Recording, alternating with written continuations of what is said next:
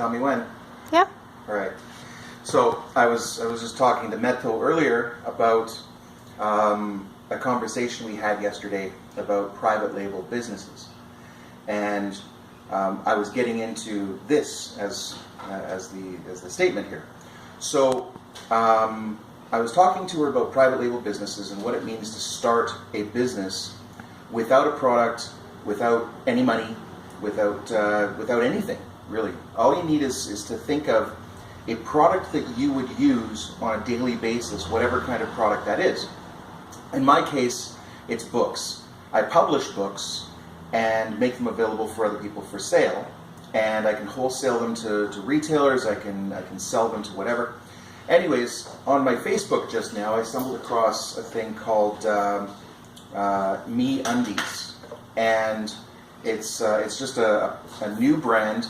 It's a private label brand of underwear, and it's nothing special. It's just ordinary underwear, different colors and varieties and whatever else, and each one comes in a little sort of metallic sealed package. Now, most people, when they're buying personal items like underwear, tend to stick to a brand that they really like. Whether it's Tommy Hilfiger or Fruit of the Loom or whatever. Lingerie brands all over the place, whatever name brand they like. Because generally, people have grown to not just like the brand, but also come to identify with that branding as well. And then on top of that, they know and rely and trust in the brand because it doesn't fall apart on them quickly, or it lasts a certain amount of time, or it feels just so. And so Me Undies is a brand new brand, that at least that I've noticed. And they're starting to get a lot of traction, but they sell everything on the internet. They sell everything on Facebook, they sell it on YouTube, they have advertising that goes out. And the idea is, this company likely doesn't even make their own underwear, right? It's not like they have a factory in Wisconsin or something that they own. They likely have a factory somewhere else in the world that creates their underwear for them, and then at the same time, on top of that, packages it for them and ships it out to whoever buys it. So all of their marketing is done right off of the internet. They have their website set up. They have a landing page so that when you go and click on their advertisement, it sends you to the landing page and you sign up for their newsletter. They've got their actual advertising, which is just pictures of models wearing their underwear. And then finally, they've got a company that goes out and mails it for them.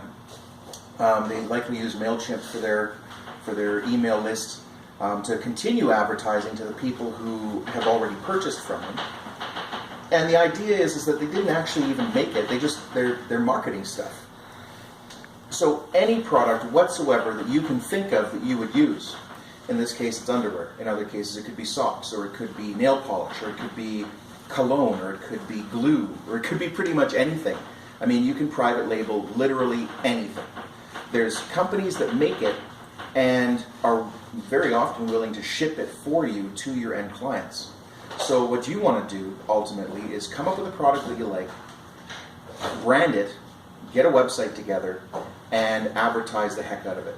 And you don't need crazy amounts of money to do all of this stuff, right? In fact, my very first private label, I was pulling stuff off of Etsy.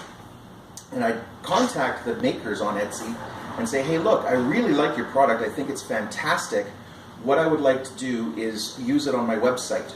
And I want to know, A, if I get any orders for your, in this case it was turned pens. They were really fancy pens. They were made of wood, driftwood. The one company was out of Chicago, and the guy goes up and down the lake, finds driftwood, and then in his spare time he makes these really nice pens out of them. And they sell for like $200-300 per pen, So, and Meto being a lover of fine pens, is right up her alley. So, in any case, I contacted him. He sent me some literature. He sent me his catalogs, just email version, like PDF. And he gave me permission to become his Canadian rep. Now, I didn't really need to be Canadian rep, but whatever. So what I did was I put together a website based on his pens.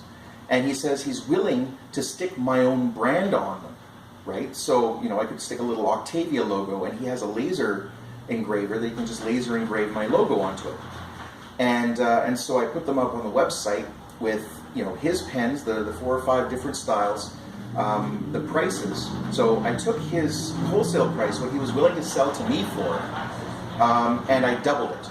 So he was willing to sell me the pens for about 120 bucks. I marked them up to 240, which was pretty much what he was selling them for himself anyways. And then at that point, any orders that came in, I'd say, okay, well, this guy ordered this pen in this style and he wants this color. And I'd send it off to him. He'd make the pen to order, and he already had tons of them sitting there, like pre-made. And he'd just dye them the right color or whatever he was doing with them. And then he'd ship them to my customer with my packaging, right? So it was my name, my invoice, my everything. And he just did all the work for me. So I didn't have to do all the extra work. He was doing it, and that was fantastic. So at the end of the day, what it comes down to is you don't have to own the product. The website costs you $10 to put together. The marketing is pretty simple from there because you've got the catalog. You just change out the logos and stuff, and you ship it off to any stores that buy pens or any friends that you have. You set up a Kijiji ad, and in the States it's eBay classifieds, but in Canada it's Kijiji.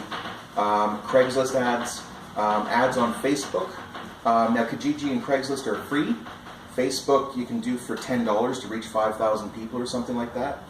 And of course your friends and family. Anybody that you see that you think might be interested in this, you show them the catalog, you print it off, and so your printing cost of the catalog is maybe $5.